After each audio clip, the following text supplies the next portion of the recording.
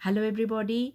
Just a little talk again about the situations that not only related with the medical condition, but also we have to think about other conditions that we have to think about our kids, also ourselves. So I'm here back again with about some little talk on COVID situation and homeschooling for parents. So uh, that it is can be stressful for everybody because UK and Ireland again on lockdown and because of this COVID-19 pandemic, and many parents they feel facing challenge to educate their child at home. At the same time, they have to juggle with their full-time job, adding to the chaos of conflicting message, saturating social media with the pendulum of approaches swing from rigid homeschooling timetable to more relaxed approach that relies heavily on freedom and Netflix. So it is really hard, isn't it? So you have to we have to think about how we can now Queen's the University Belfast Professor Tony Gallagher, um, who is an world's leading academic expert. So basically, he had some very good tips for this situation, and we just want to share you with some of the views he just told for us. Means that in this situation, that homeschooling, parenting, all of these things. So this is a balance to be struck. He says it is important to develop some sort of routine. So there is a bit of order and predictability to the day. However, it should not be overly prescriptive. It should be reasonably relaxed. It should be fun. He adds, we cannot walk on school like timetable, and you cannot just leave them to their own devices. While having a broad structure to the day is important, it would be impossible to recreate the school setting at home. This is not practical. You cannot make a school at home. And now, more than ever, periods of fun, spontaneity are important. That is what is important, that we have to also things with do with fun. A really important thing is to keep spirits up and to deal with challenges of bad boredom, especially small kids who can get quite irritated in situation like this. So actually, the main were few tips he gave. First of all, you have to take the tips from the teacher. Let teachers guide you because we are not the teacher. Parents are not the teacher. It is not expected they will do everything like teacher. So teachers needs to guide parents. Mere hours into lockdowns, parents are taking to social media in their droves to expert their away from teachers. With tempers frayed and curriculum abundant, the important and often underappreciated role teachers play in our children's life was suddenly seen in vivid technicolor. Even with our school closed, although they will still cater for vulnerable children and children of frontline workers, teachers remains an invaluable resources. So very important that we always take their guide. Schools are very helpful in this situation. Teachers are very helpful. They send home information, home workbook, and putting lot of resources online. If there is ever any concern on what the kids should be focused on, it would be to trust the teachers and take the advice from them. So most important thing, you have to be depend on the teachers. Teacher can be particularly helpful when it comes to navigating the avalanche of educational resources available to parent from external resources. People and organizations are being very helpful and putting lots of stuffs online. Commercial suppliers are putting loads of stuff online for free. That is great. However, we are getting quickly into the situation where people have access to way too much stuff. You have a problem with how you work your way through it. He says teachers can provide advice and some level of curation. If you want to look for materials online, make sure it comes from a trusted source. Just for example, BBC, it is very trusted resources. So just like that. Now, second tips he told is set a realistic goal. While it is good idea to keep your children engaged in some sort of school-based activity, manage your expectations about what you can deliver. Don't think that you can replicate what the school can provide. They are These are unusual circumstances. School will provide a useful stream of material to work, and it's a good idea to be connected with that. But don't feel you have to put yourself in the role of teacher and walk towards normal exam type pressure. So don't think that I am the teacher and I have to do everything like teacher. No, not like that. It is not that expectation. Teachers are already doing a magnificent job of offering support.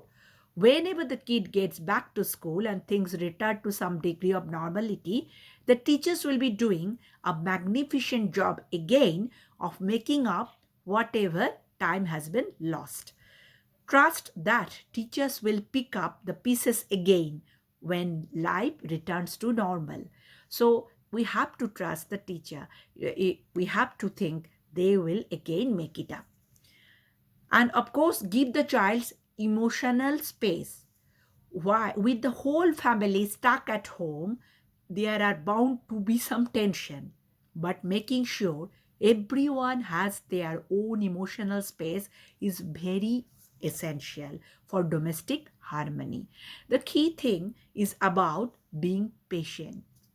If people need a bit of space to themselves, then give them that bit of space. Everyone is under unusual pressure in these current circumstances, and inevitably, people are going to feel stressed. It's about being a bit imaginative about how you create those sorts of spaces, says Professor Gallagher. Also, things needs to be done around the house so you can share out domestic duties and make the part of routine as well. You can limit your own stress by limiting the amount of plate spinning you are attempting. So this is the thing that is telling that people have been stressed because they think they should be doing an awful lot more of something. Don't feel you have to put pressure on. Keeping children up to speed with everything for going back to school, keep a routine, keep them engaged, and when they go back to school, teacher will make up the difference between the gap. Be realistic about the work, assess whether something is actually important or not. Some things will be priority, others you can let sleep. That's okay. Because when you are at home, you cannot just stick with kids in front of television and tell them go and play. You have to spend some time with kids too. Now, another tips he told is keep the kids connected with the world, embracing online communication in the form of Teams, Skype, Zoom, FaceTime. Children at digital natives are perfectly placed to join in and even lead these activities. Kids generally live in a more connected world than any of us. Thanks to social media, make us of this platform as a way of connecting with people. You can organize quizzes, you can sort of competition, share board game via technology. In that way, you can keep your kids connected. You can also use digital tools to connect with your local neighborhood. Families can figure out ways they can help some of the neighbors and friends who they cannot be with right now. So, in this way, keep them connected. And of course, he told about set a tangible goal with a rising sense that we are living in an interminable groundhog day. Routine, structure, goals helps instill a sense of pride and accomplishment. A start chart could be a part of process to motivate your child. It is useful to have some tangible goal that relate to school related activity, but it is also important that this is not done in order to maintain some sort of commitment to success. Don't get carried away with it and think you have to maintain this idea. You are constantly driving forward. If it starts to come too oppressive, where you are trying to push them too hard, then you need to back off a little bit. So don't push too hard. That is not good. And of course, they mention about the change the environment. The current lockdown restriction permit going outside for one form of exercise per day, and it is important to make use of this time. Getting a bit of fresh air is very important, and children should be encouraged to do that. Keeping in mind the social distancing rules, getting exercise, a bit of fresh air, and sunshine are a good idea to break up the day, and that can become part of routine. Talk to your kids about what you are going to do. Develop different walks and let them decide which walk you are going to do. Don't think of this period as wasted time. It's all about keeping our spirits up while we are dealing with this situation. Keep it your own head as it is going to be difficult, but it is going to be end. Things are going to get better, and when it does, we will all have one hall of party. Amazing, isn't it? So please try in this way. Let's try in this way together so that we can help our children and also ourselves in this homeschooling and these stressful situations. And we can do it together. So try these tips. Hopefully it will help you and we will come out of this difficult situation together. Thank you for listening to me. Bye bye and let's fight back together. See you again.